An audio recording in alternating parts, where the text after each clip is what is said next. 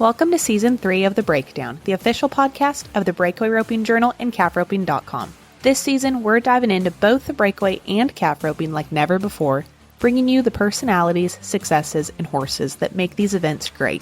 You can expect training tips from the top ropers, stories from the road, and industry news that goes beyond the numbers. I'm Taylor Vollen, your calf roping host. And I'm Lillian Kent, your breakaway host. And this is The Breakdown. Well, hello everyone. This is Lillian with the Breakaway Breakdown, and today I'm bringing you a super special episode with the 2024 Breakaway World Champion and NFBR Average Champion, Kelsie Domer. Now, if you don't know, Kelsie's had a superior last few weeks. She won the average at the $1 Million Breakaway and came away with over $90,000 in Scottsdale, headed up here to Vegas and started going for it. She came in fourth in the world and knew that she had a real shot at the World Championship if she just stayed steady, won some money in the rounds and in the average. She ended up winning the average on 9 head and earned over $35,000 throughout the NFBR. She won the world with $168,758, and Miss Martha Angeloni was a little more than $3,000 behind her, so definitely the closest race we've ever had. Then about $500 behind her was Miss Josie Connor, and overall the NFBR was fantastic watching this year. Really fun to watch all those girls just go gunslinger mode on us.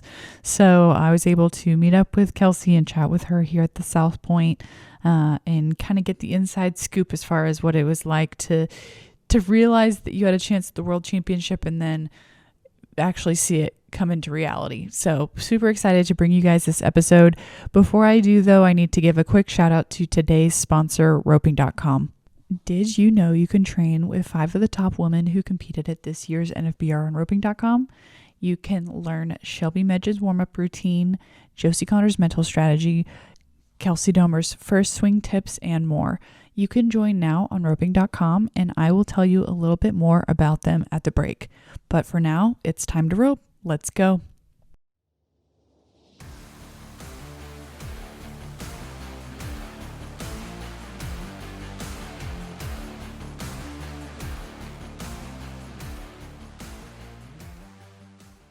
All right. So, hello, Kelsie. Thank you for taking some time to chat this morning of the Breakaway Breakdown. Congratulations on your NFBR win, your world title. Yeah, thank you so much. Thanks for having me. Awesome. So, you've had the best NFBR you ever had. You had us on the edge of our seats. Those last few rounds, I know round 10 didn't go the way you wanted, but overall super solid, and especially coming on the heels of the $1 Million Breakaway just a few days ago. So super exciting. Tell us kind of how you're feeling a few days out from the NFBR now.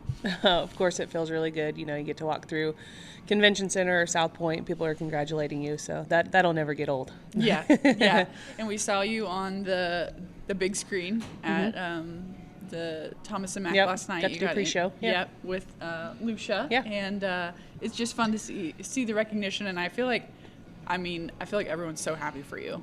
Yeah, it's cool now because I was thinking too, you know, a few years ago, I've been coming out to Vegas for a long time, whether it was for the World Series, Team Roping, or for all the breakaway jackpots. You know, there's been something out here for us for a while, but usually when you'd walk through the convention center or something, they'd say, hey, how'd you do in the barrels last night? And now, which is, you know, great, they still recognize that, you know, I'm a competitor, but now they know that you're a breakaway roper and they recognize the breakaway roper. So I think that's so cool to see now that people are recognizing us. They know who the barrel racers are and they know who the breakaway ropers are, and it's pretty cool. It's pretty fun. Yeah.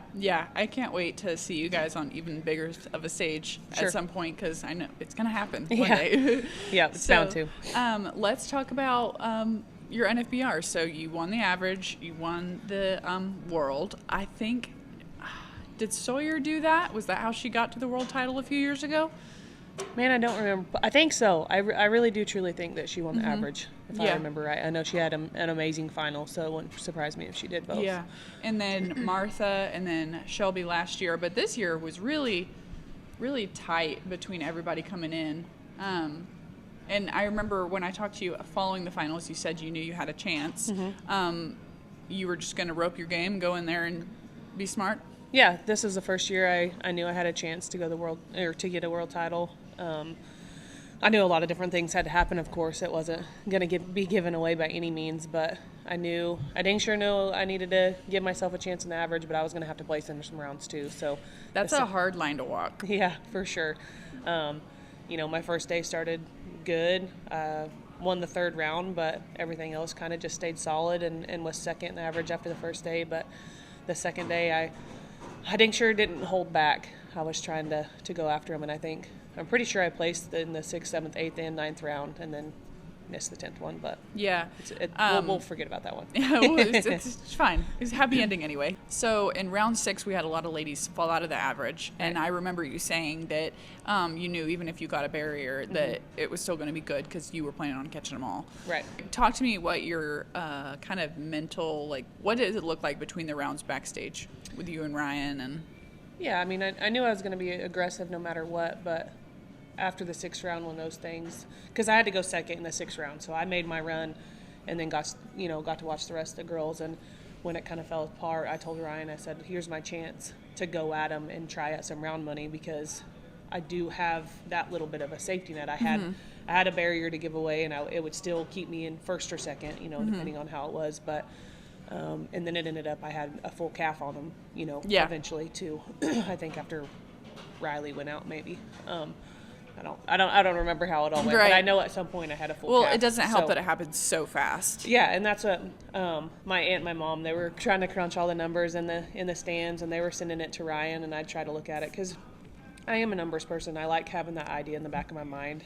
I'm better at it now. I try not to let it just completely mess me up going back and forth, but it helps to know exactly where everything is, and especially in that setup. We have to go so fast. We don't have a full 24 hours to see how everything plays out and do that, because you're trying to figure out your draw, you're trying to figure out what your next calf is, who had him before, watching videos, and you're also trying to see where you're sitting at in the average and what you need to do. I will say, I think it was my coworker Casey that called Ryan the Breakaway Husband of the Month. We have so much content on our social pages that is done stellar. Everyone just loves watching sure. Ryan cheer for you. Talk to me a little bit about what y'all's dynamic is when it comes to rodeos. Is he able to be at a lot of them? Not as much as we'd like, of course, but he will come out a couple weeks at a time when he can get off work and come out and be with us on the road. But through all the winter rodeos and stuff like that, usually he gets to go to Fort Worth, San Antonio, Houston, all those, and the ones that are closer to the house. But in the summer, just we make it work what we can and work with both of our schedules.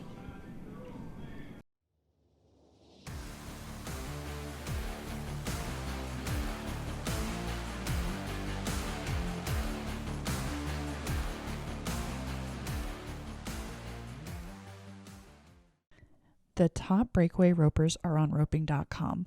This holiday season, give the gift of top training and hundreds of hours of breakaway live stream coverage only on roping.com. Gift a month, 3 months, or a year of membership to your favorite breakaway roper today. Visit roping.com. And now, let's get back to the episode.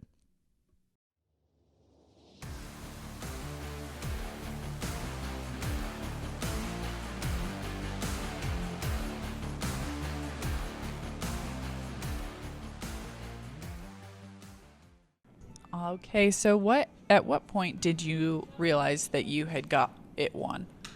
Literally when they brought the saddle out. So I came around, I honestly didn't know, and that was probably my fault on the average. I didn't know that it didn't matter what I did in the 10th round. I was going to win the average because I didn't get to see the first couple going around. I didn't get to see Macy go. I think maybe she broke out in the 10th round. Correct me if I'm wrong, but so I didn't know. And so I was bummed that I missed the 10th one, but I was like, man, I let the average get away. I truly thought I let the average get away and that I didn't win the average, and I knew that I needed to win the average to have that chance. And so I was pretty bummed coming around, but I was also still proud of the last couple days that I had. And when I got back to Ryan, he was like, hey, good job, you won the average still. I'm like, what? What are you talking about? He was like, you won it still. I knew you won it before you went, but I just didn't tell you. And I was like, I was just so confused. I'm like, what are you talking about? And he's like, no, you did. I was like, for real? He was like, yeah. And I was like, okay. And so kind of took a deep breath and it was good, but it was just like, I don't know. I still didn't really believe him. I don't know why. Just because it's just crazy how it happens down there when we have to run 5 in a row. Everything happens so fast. And then we were waiting. I think by the time I got to come around, I maybe got to watch the last girl go. I can't remember. It's hard when you walk all the way around the back of the arena. But anyways, I was waiting there. And I think they were doing the round winner. And we were watching, and Haven came up. He's like, "Hey, congrats, world champ." And I was like, "Thanks." I was like, "Wait." I was like, "Really?" He was like, "No, for sure." I was like, "Like legit?" He's like, "I know for a fact." And I was like, "Man." I was like, "No, like no way." And he was like, "No, I know for a fact." And a couple of them came up and said, Who did you "Congrats." think beat you out? I thought Martha. Okay. I thought Martha placed high enough in Yeah, average to get me. she did win that 10th round. Yeah, and I knew Josie placed in the round too. And I just knew it was so close. And so, I mean, it's so hard to do all the math back there because of how the average paid out. I didn't know how people were coming back up. I know. On 7 or 8 head or whatever it was. So they said that, but I truly didn't want to. I wanted to believe it, but I was like, I don't want to get my hopes up. Yeah. Right. Yeah. And so John was like, "Hey, come up here." He was like, "I know you won the average," so I was pumped about that. When got my average saddle, but when they brought the other one out, that's when it truly hit, and that was pure raw emotion. You were up there getting emotional, yeah. And how gorgeous were those saddles this year? Oh my gosh, they were awesome. They were so nice. Cool stuff. Do you already know where you're going to put them? Oh yeah, in the house. Those are going to go in the house by the fireplace somewhere. Yeah. So.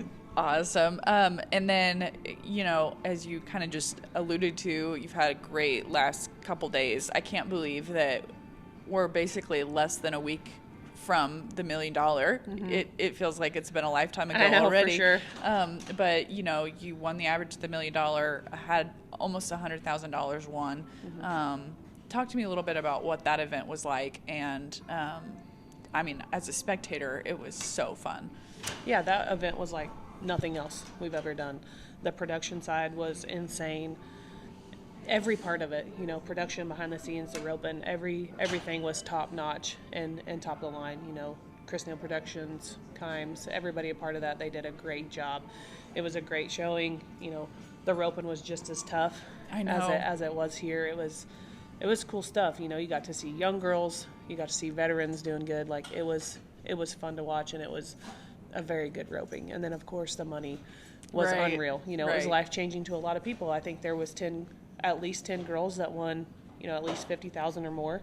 That's crazy. That you don't ever see that happen in a weekend. And so that was very cool, very special that they did that for us. I remember I saw Martha after the last night, and she was saying how she didn't do good, which, Martha's always going to always want to do better. But I was like, well, you picked up $20,000. Yeah. You got reserve in a round, picked up $20,000. Like, that's not a bad night. Right. And it's just kind of crazy that, and amazing that you guys are getting to run at that kind of money. Yeah, absolutely. Yeah, it was, $25,000 a round. And just like that compared to here at the NFR, I had to rope 10 calves, had the best finals I ever had, I think. Broke the top money winner for finals, broke that. I think Martha had that record last year, which I know this year we had a little more added money. So, but the most a breakaway ropers ever won at the finals, and that was close to 35,000, and that was over 10 rounds, and it was 25,000 for one round at the Kimes deal. So you think about how much more effort that is on your horse's behalf, and how many more runs you have to put on them and stuff. You kind of go a little bit. Still trying to rope your ass off. Yes. Well, I know the WPRA is working. We had Tito's come on at the NFBR. Yeah. And they're working on the added money, so we do need to get. No, it's up and every year. I know it's changing. I know it's growing, but it's just that's what I'm saying. What Chris Neal and Kimes did is just completely unreal compared to what we're used to. Yes.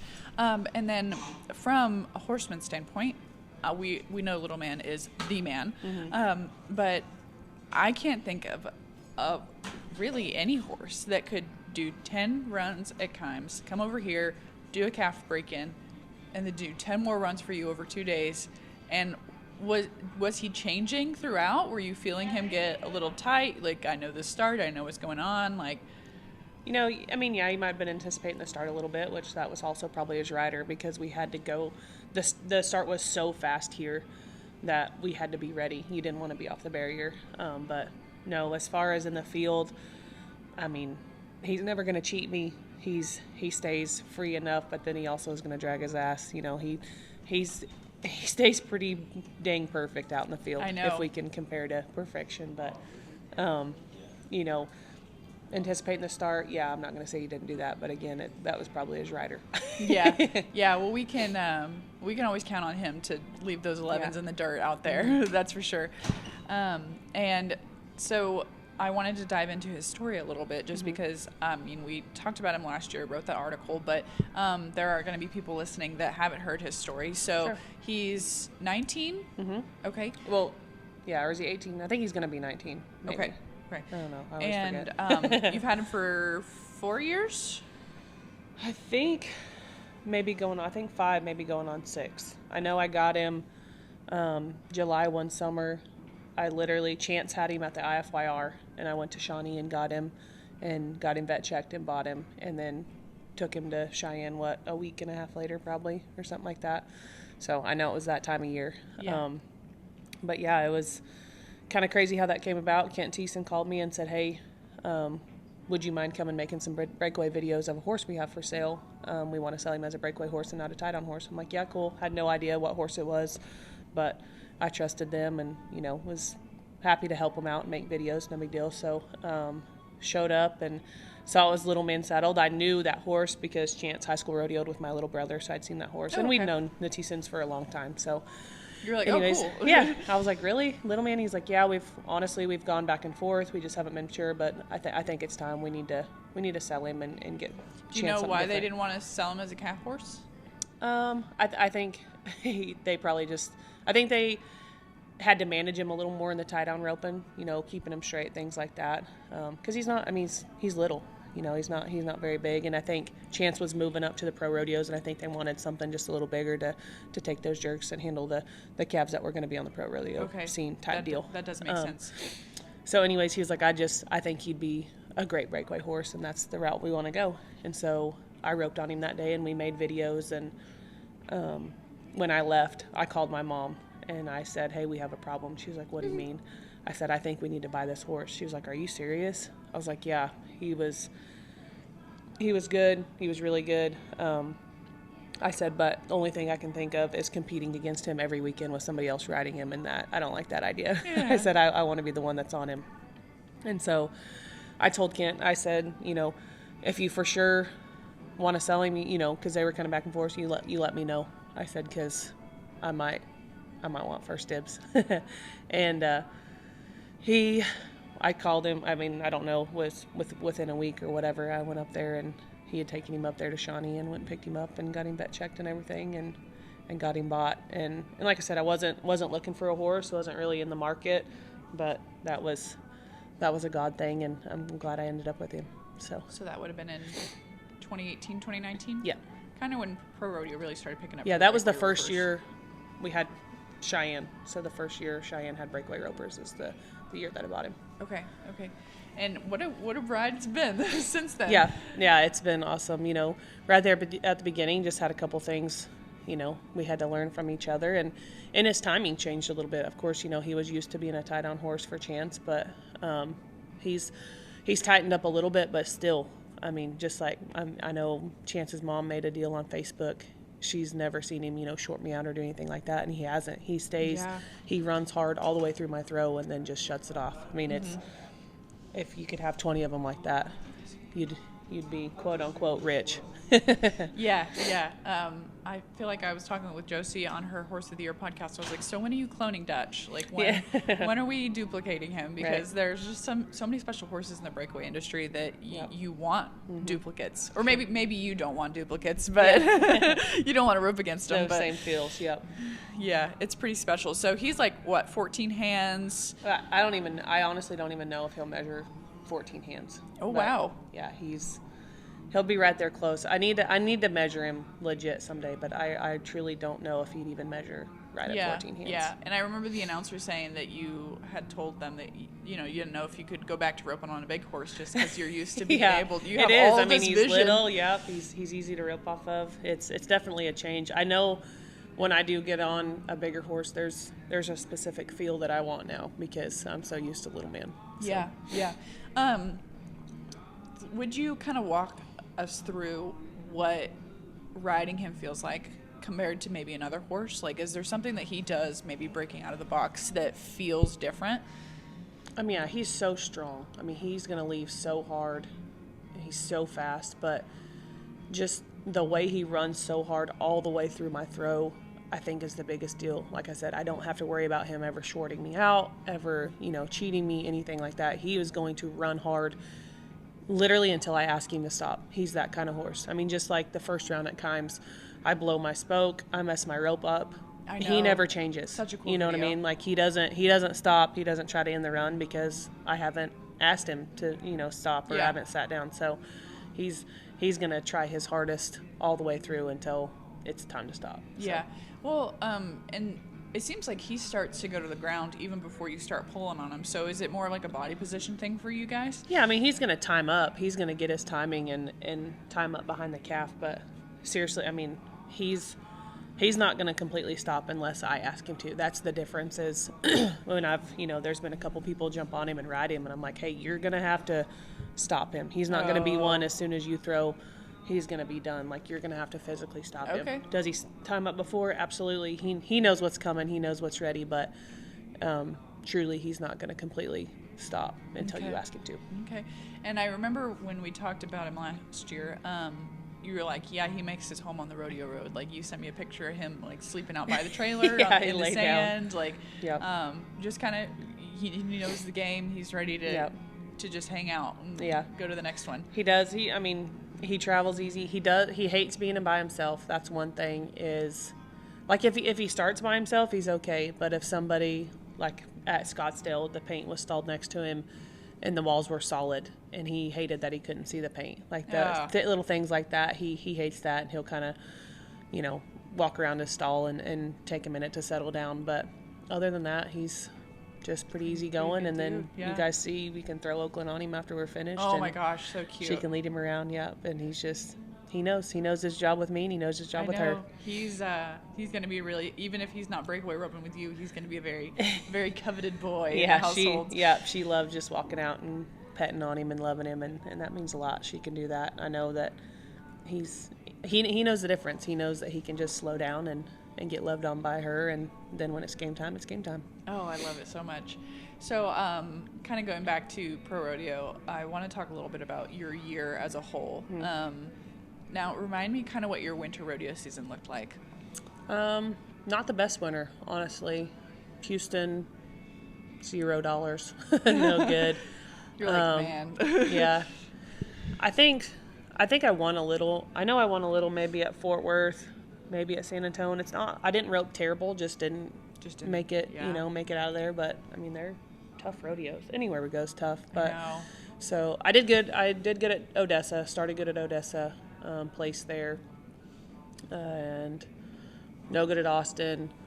Did good, really good at San Angelo. So I don't know if we can call that a winter rodeo still. In April. Personally. I'm from West Texas, so San Angelo was my. That's kind of one of the last winter rodeos. So. So that was good. That you that won was a like really good start. 9,000, I think, or 11,000. Yeah, that was a really good rodeo, and thankfully, because I didn't go out to California, so that kind of helped that month. Do good at San Angelo, and did you kind of hang around the Texas circuit? Yeah, mainly stayed home because I love the California rodeos. I love going out there, but you're just gone that month, and that's hard when you're going to be gone all summer. So I just chose to stay home and hang out with the fam and. Yeah, go to, something that was close. But spring, May, I did pretty good at a couple of Texas rodeos right there in the circuit. So I actually made the circuit finals this year. That was the first time in a couple years. Oh, really? Excuse me, yeah. So had some good rodeos right there in the spring. So it was kind of hit and miss. It wasn't terrible, but wasn't necessarily the best winter that I'd had. Yeah, so. Yeah. Then you... Cowboy Christmas rolled around, did you feel, were you ever stressed? Were you ever because sometimes when people get worried is when things get really hard. Sure. I wasn't, I don't know that I ever let myself get stressed, but I was right there just kind of hanging around 15th and, in and out of the top 15 right there. So, I wasn't necessarily too worried, but I didn't love being in that position, right? I kind of, I told somebody yesterday, I just kind of grinded the whole summer. I mean, Calgary was good in July, right after the 4th of July, I guess. That was good. Cheyenne was good, won a little at Cheyenne, made the short round. Didn't do good at the short round, but won a little at Cheyenne. But even right through there, it was just kind of hit and miss. And then the end of my season was really, really the best. Yeah, so. Yeah. Pendleton. Yeah, Pendleton did good at Sioux Falls. Placed at Albuquerque High. That was a good one on the way home. So it was pretty good into the season. Do you think maybe being a little bit older than the rest of the breakaway field kind of lends itself to the emotional maturity and the kind of fortitude it takes to just keep going when you're not cashing those big checks every week? I mean, having that experience, this is what, 5th year, I guess, now that I've been on the pro rodeo scene, I think. All runs together. But I mean, I've learned a lot definitely since the first year we've been out here. And it's, I mean, I work a lot on my mental game. I try to keep that sharp and at its best, and so that's one of the things I pride myself in. But it's just. Are you are you meditating, reading books? I read a lot of books, learn a lot about it, listen to podcasts, stuff like that. But I just try to stay focused on that and just focus on what I can control and doing my job, because once you get out there, there's truly really not a whole lot you can control. You're going to have rig problems, you're going to have horse problems, you're going to draw bad, you're going to the weather might be bad, you never know, you might be first out. And so those are things you can't control. So I think focusing on what I can control and being confident in what I can do, that just helps make things a lot simpler. Yeah, I love that, because how much time is spent of people worrying about things that they really have no control over. Or even worrying about, I mean, you can sit back there and, I could have, not that I wasn't worried about Martha or anybody, roping, but it's, they're going to go off and people are going to start clicking, and I'm going to be proud of them and happy for them, but I can't worry about what they're doing and try to compare what I'm doing. I just got to stay my course. And that helps a lot, because you can get, wound up, and that's good, get fired up and stuff like that, but don't let it affect you negatively. Just because I love podcasts, what are some of your top mental podcasts that you listen to? Oh gosh, that's the thing. I just listen to a bunch of things. I'll see a friend share something, I'll just listen to it. So there's nothing really that I just totally follow, but if I see something, I'll listen to it. And you're like, I'm going to give this a try. Yeah, it'll be whatever. So that's probably not good on me. But I'll tell you, my favorite book is With Winning in Mind. So that's one of my favorites. That helped me a lot. Add it to the Amazon cart. Okay, I love it. And let's talk a little bit about your hauling crew. Lisa and Lori. Yep. And is it usually one at a time, or are they both with you? Yeah, one at a time. So my mom, Lisa, my Aunt Lori, and Ryan, they all switch on and off when they can. Okay. My mom and my aunt, they got to go more than Ryan, but they can work on the road. They can work through the computer, so that helps. Okay. But they sacrifice a lot, going on the road. Obviously, that's not as easy working on the road as they can in their own office, and so I'm very thankful for that. But, they just, picked time. This year, I told them, which obviously they could have done whatever, but I said, if you guys want, switch rodeos compared to last year. That way you don't have to go the same rodeos. And so they kind of tried to do that, go, different times and switch on and off. So is it like a every other week or every other? Couple weeks usually. Okay. They got to stay. Okay. Yeah. And Oaklynn stays with you? Mm-hmm. Yeah. Okay. She stays with me all the time. Oh, and she's probably thinking this is the biggest adventure. Oh yeah. Yeah. She's been to more places than most adults probably at this point. So yeah, she loves traveling, and we try to do fun things, go to a zoo or go play at the park, things like that. So she stays excited. But yeah, they switch on and off and fly in and out, and we switch out, and makes it work. So that way they can help me with her while I'm roping, and I don't have to worry about finding somebody else. I know that Oaklynn's got somebody. Yeah, definitely all the time. So quality time with Oaklynn, and I'm sure they don't mind that. Yeah, exactly. She loves it. She loves Grandma, and we call my Aunt Dee Dee. Oaklynn named her that. I don't know where it came from. Grandma Dee Dee. Yeah, so she loves having them out there. Okay, sweet. And so, kind of looking forward, I know you said that you and Taylor Munsell are going to Hawaii. Yeah. But not for vacation. We get a little of both. We're doing a 2-day clinic, but the other days we get to have a vacation. Ryan and Oaklynn get to go with me, so so we do get to have a little fun and then do a 2-day clinic. So we're excited about that. I've never been out there. Oh yeah, it sounds great. Yeah, I mean, I don't see anything negative about it, even if I do have to work a little bit. Yeah, well, the weather's going to be beautiful, and I mean, if I were attending the clinic and I had Taylor Munsell and the newest world champion coming, I would have been like, oh my gosh. Yeah, we're excited to go out there and check things out and help everybody out there. So that's fantastic. And I haven't done your totals over the last 2 weeks. You're definitely over $100,000. Do you have any special plans, or are you kind of just probably pay my trailer off, maybe things like that, kind of take care of business? But other than that, no, just save it, save back. I mean, we usually try to do pretty good with stuff like that. So I think Oaklynn might get a playground set for Christmas. But other than that, just going to be normal day-to-day stuff. I'm sure she'll wear it out while she's home. Yeah, for sure. There you go. Well, to paying the trailer off, stuff like that, make sure you don't have to worry about it in the future, which is really nice. So, all right. Well, is there anything else that you want to make sure you get in here? People you want to thank, shout outs, anything like that? Yeah, I mean, just my family's been super good to me. It's been, very cool to not have to worry about, who Oaklynn's going to be with and stuff like that. It's taken a lot of pressure off me that I get to have a family member with me. I love, Jackie and Hope and LD. We've traveled together a lot throughout the years, and I love doing that. But it's so nice knowing that, I can always put Oaklynn first if I need to, and if I need to change some things. So being able to travel by myself and not have to be worried about another roper, and I don't mean that in a negative way, but I didn't want them to have to sacrifice anything for me or my family. So it's worked out good. I'm thankful that they can go. I think they enjoy it. They tell me they enjoy it anyway, so we'll see if that changes. But well, I mean, it's been pretty special. I'd imagine this is the ultimate cherry on top of for sure. a year of hauling. So yeah, absolutely. Probably makes everything a little bit sweeter. Yeah, absolutely. Awesome. Well, thank you so much for your time this morning. Yeah, thank you.